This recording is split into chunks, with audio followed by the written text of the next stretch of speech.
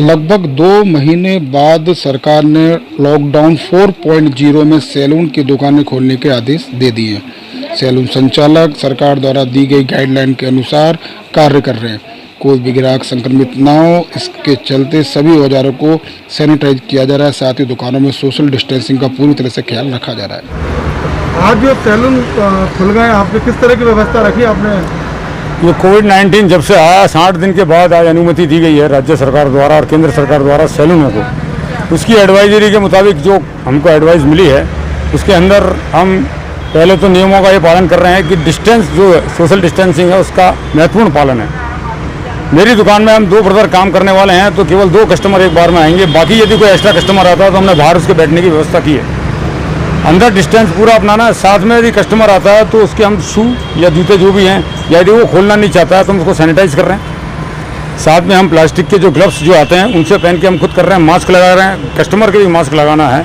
और साथ में जो हमने शुरुआत में जब दुकान खोली तो हमने सोडियम क्लोरोफाइड जो है वो ये मशीन के द्वारा हमने पूरी दुकान में छिड़का है। इसको दिन में 3 बार हम सोडियम क्लोरोफाइड से धोएंगे दुकान को। हर कस्टमर के जाने के बाद टेबल, हमारे जो औजार हैं, हमारे जो एप्रन्स वगैरह हैं, उनको हम सैनिटाइज कर रहे हैं, जिससे सुरक्षा का पूरा ध्यान रखा जाए।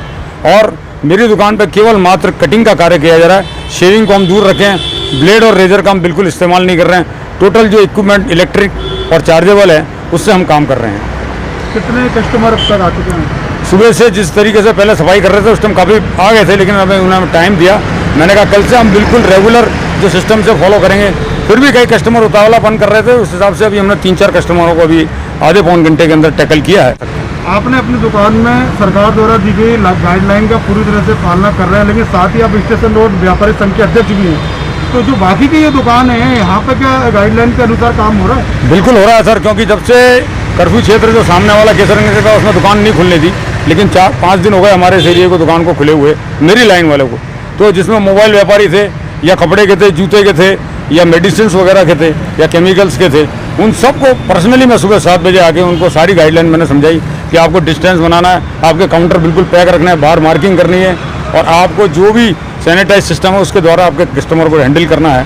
तो मेरे जो रोड के व्यापारी हैं बिल्कुल उस नियम के अंतर्गत अपना व्यापार कर रहे हैं। उनकी दुकानों पर सोशल डिस्टेंसिंग की पालना नहीं हो पा रही है। बिल्कुल सर, जैसे हमारे मान्यता प्राप्त जो हैं अजमेर के बहुत चर्चित हैं व्यापारी मोबाइल के, उनको मैंने आज सुबह ही जाके कहा, मैंने कहा देखो सर, यदि कोई अधिकारी आप आ गए तो मुश्किल में पड़ जाओगे और हो सकता है कि बाकी सब व्यापारियों को खोलने की अनुमति मिले और आपकी दुकान लॉक हो जाए। तो मैंने कहा कम से कम एक आदमी बाहर बैठा है और नियमों का तो कम से कम पालन करो आप। मेरा नाम बालेश गोयल है और कॉलेज द सैलून के नाम से मेरी ये दुकान है। स्टेशन रोड व्यापारिक संघ का मैं मौजूदा मैं अध्यक्ष भी हूँ, जिसके अंदर हमारी 82 करीब दुकानें आती हैं, जिनका मैं प्रतिनिधित्व भी करता हूँ और उनके लिए मैं हर समय तत्पर रहता हूँ। उनकी कोई भी मुश्किलात हैं या कोई भी समस्या हैं, उसके लिए आप मीडिया द्वारा मैं जन प्रतिनिधियों तक पहुँचाने की कोशिश करता हूँ।